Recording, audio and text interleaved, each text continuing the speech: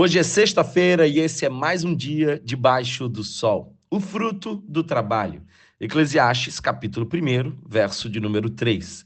O que o homem ganha com todo o seu trabalho em que tanto se esforça debaixo do sol? Eu sou Thomas Souza e essa é a nossa jornada de sabedoria. Se tudo é vaidade, como disse o mestre no versículo anterior que vimos, então trabalhamos para quê? Você já se sentiu numa roda de hamster? Trabalhando para descansar e descansando para trabalhar? Eu posso lhe dizer que a vida é bem mais que isso. Salomão coloca aqui uma questão profunda que afeta todos nós. Qual o propósito do trabalho árduo? Homens como Martinho Lutero entenderam que essa pergunta é uma crítica ao esforço humano sem consideração pelo propósito eterno. Aliás, a expressão "o que ganha" aparece 8 vezes em Eclesiastes. O comentarista bíblico Stephen Bennett afirma que o sentido dessa fala não é o saldo normal que surge de uma atividade profissional, mas o ganho que permite alguém ser bem-sucedido no fim da vida.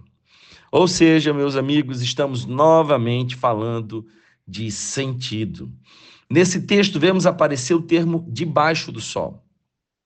Essa é uma expressão exclusiva de Eclesiastes e ela aparece bastante por aqui. Aliás, 29 vezes nesse livro. Ela refere-se a uma perspectiva terrena, o mundo dos vivos. Em outras palavras, essa é uma expressão que mostra a universalidade das observações de Salomão.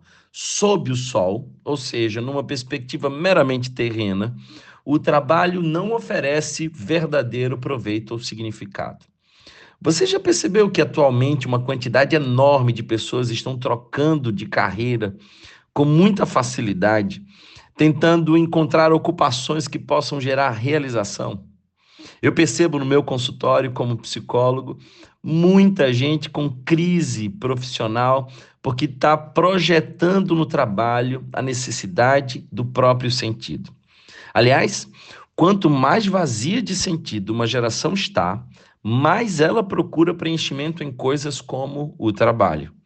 Nessa busca por propósito de vida no trabalho, o único que se pode encontrar é cansaço.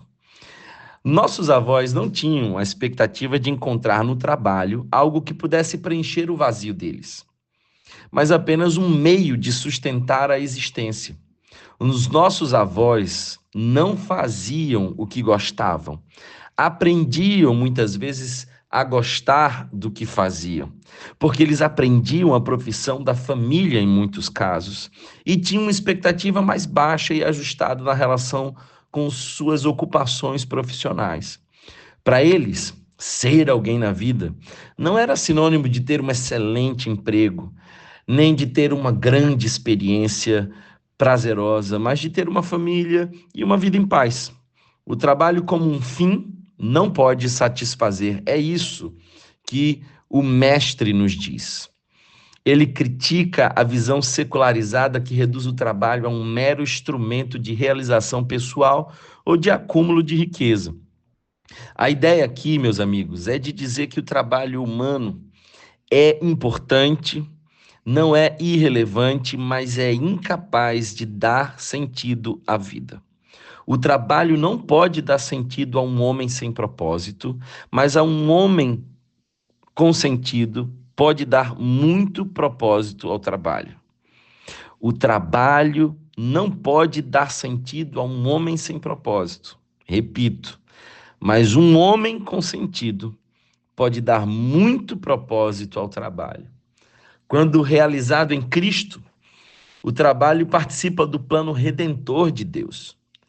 Para quem vive para a glória de Deus, o trabalho é um ato de cooperar com Cristo para colocar ordem no caos causado pelo pecado. Aliás, um dos meus autores favoritos, e vocês todos bem conhecem, Tim Keller, argumenta que o trabalho é uma forma de refletir a imagem de Deus e contribuir para a renovação de sua criação. Para um cristão, o trabalho não é uma fonte de sentido, mas está diretamente conectado à missão redentora de Deus. Pare de idealizar seu trabalho como se ele fosse o responsável por promover felicidade. Como um meio, ele pode até ser lucrativo, bom, proveitoso, útil, mas definitivamente não é o fim da existência. Não é um lugar onde vamos achar sentido. Sem Deus, o trabalho é vazio. É assim que Salomão observa a vaidade do esforço humano sem Deus. Mas com Cristo, o trabalho é cheio de propósito. Aliás, como o seu trabalho reflete os valores eternos do reino? Coloque suas tarefas hoje diante do Senhor e elas terão um valor maior. Deus abençoe o seu dia. Nos vemos amanhã.